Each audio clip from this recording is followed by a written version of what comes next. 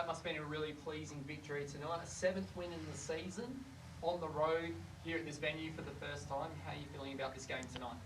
Oh, yeah, feeling good. I thought the first half were a little bit, I don't know, lethargic or something now. And I don't know, just didn't have our usual kind of like focus that I think we've sort of had the last handful of games. But, to the girls' credit, I think at halftime, we obviously were still scoring the ball and all those things, but I just felt like it wasn't quite as sharp as what it has been. And I think halftime we spoke about a few things, and to the girls' credit, they made the adjustments and we came out, particularly on the defensive end, with a lot more energy and fire with what we were doing, and that was able to sort of flow into some, pretty fast-paced entries into our offense, which got us some good shots. And from there we kind of didn't look back. But I think credit to Adelaide, they've obviously had a bit of a up and down week, a bit of a strange week for them probably as well. And I thought they came out, particularly to start the game, and really got after us and pressured us and made things difficult. So, I'm sure they'll, the next couple of weeks, sort of start to rebuild and refocus, and they'll get back on the right track as well.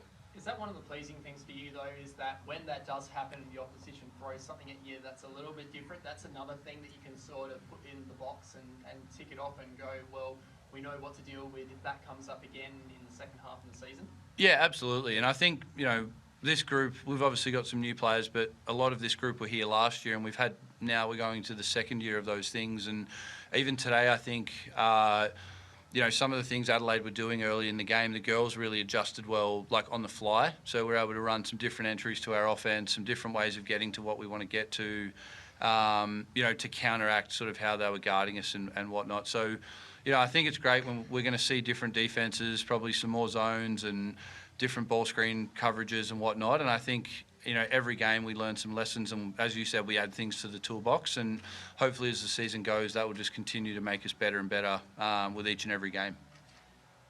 I did notice some things about your lineup, and I didn't get a chance to ask you when we last spoke in the last Townsville Adelaide game, but you've got a lot of players that actually started at the Fire all those years ago as well. So from a culture perspective, has that played into this season a little bit about the fact that some of these players, like Alicia, for example, and Mila, they all have come from the Townsville Fire as development players in the past? Yeah, it's crazy, hey? Like, it's kind of full circle. And, Frols, obviously, I think you were like 15 or something, right? Yeah. Or something like that when she was a DP with the Fire. So, she don't want to say how old. She's a bit older than that now. But I think for me, it's cool that, now we're in a position where people really want to be part of the Fire, and it's like, even Mila, for example, she probably could have picked any club this off-season to come to, and she chose to come to us. And, I think that's like really amazing. And when I first got to Townsville, it was, probably wasn't the same as that. Like, it was, I've talked about this once before, it was a little bit more difficult probably to attract some of those types of players. And, now we've kind of built a bit of a culture and things up there. And, we're in a position where players want to come and play here, and we kind of, we really want the players that want to be at our club. When people actually have a desire to be part of your program, they're going to buy in a lot more, and they're there for a reason. Then it's a lot easier to get the team to gel, and I think that's what you're sort of seeing now. And Alicia, for yourself, you had the 22 points and 11 rebounds tonight, and the 2 steals as well as the 2 blocked shots. You're playing a strong role in this Fire lineup, and you have a bit of a record against the Lightning as well. You did 22 against them last time as well, and a couple ago in a similar scoreline as well. So clearly your influence in these games is there. Yeah, we played Lightning, 2 games ago, and I probably wasn't super happy with my performance personally. Obviously, we got the win, always happy with that.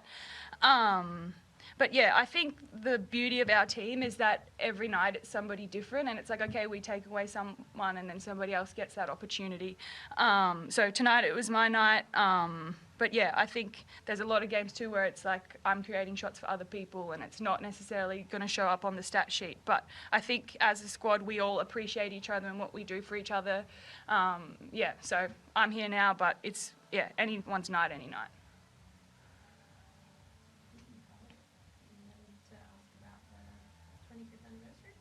Something else, unless is there anyone online as well? Is there anyone online? Yes, I have one question for Shannon. Yep. I've been really impressed with Courtney's playmaking this year. Like, she's gone up by 3.5 assists last I checked, and that's obviously been a conscious development in NBL1, especially with the Wizards as well. So from your perspective, to have her shift from less of a scoring role, given you have a three-headed monster, to now a full playmaking role, how have you seen that thus far, and how did you sort of unlock that within Courtney?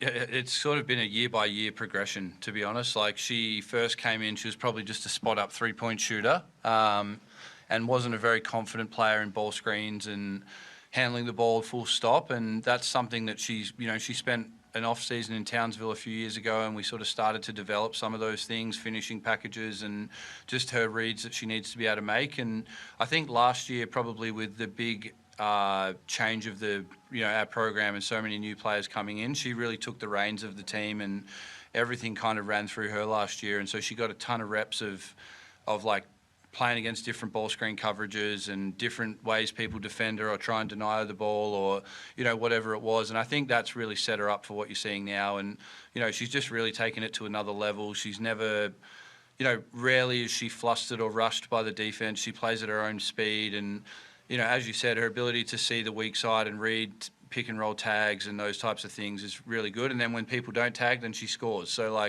it's she's really started to really come on, I think, into her prime of her career, and I think she's doing a tremendous job of running our offense.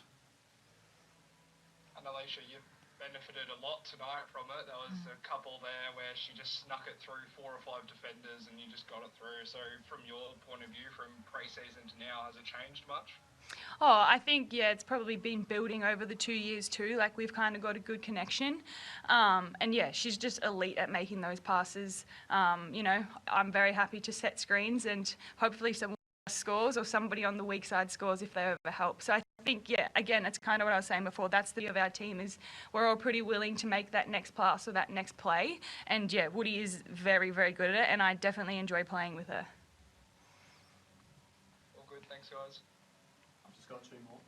Alicia, how do you maintain this consistency with this group? Because obviously you're in great form at the moment. You've got clearly 7 players that rotate through, know exactly their role, their timing that Shannon puts in place, and that. How do you maintain this consistency and keep this level all the way through to the end of the season now? Yeah, I think it starts at practice. Like, we have pretty intense practices. It's kind of been good the past 2 weeks. We've had 2 home games, so we actually have had a chance to practice. And just going after each other in practice, obviously we all love each other and we get along too, but we do really compete in training. And I think, whatever the teams are, it's always competitive. So it's doing that, and it's kind of not getting too high or too low. Obviously we really enjoy winning, but we're kind of not trying to get too ahead of ourselves. We know that we want to be playing our best basketball come the end of the season. And Shannon, of course, Saturday night's sounds like it's going to be incredibly special. 25-year anniversary of the club and the family and the community that it is. Can you speak to that a little bit? Your game against the Southside Melbourne Flyers on Saturday, and what kind of celebration, but also importantly, a big game against a team that is the only team that's beaten you this season.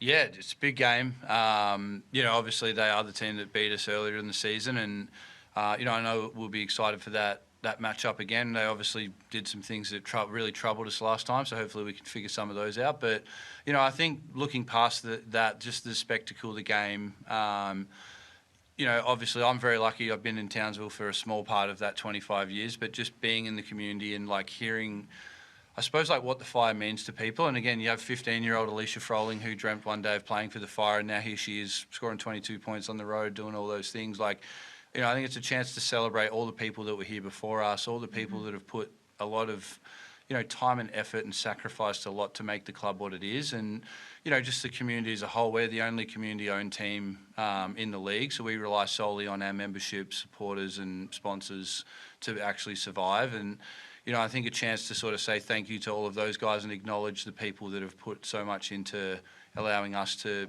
be full-time basketballers now, which is pretty special. Yeah. Well, all the best for Saturday night. I'm sure it'll be a great celebration and also a fantastic game. Yeah, thanks so much, guys. Thank you. you. Appreciate it. Thanks, Alicia.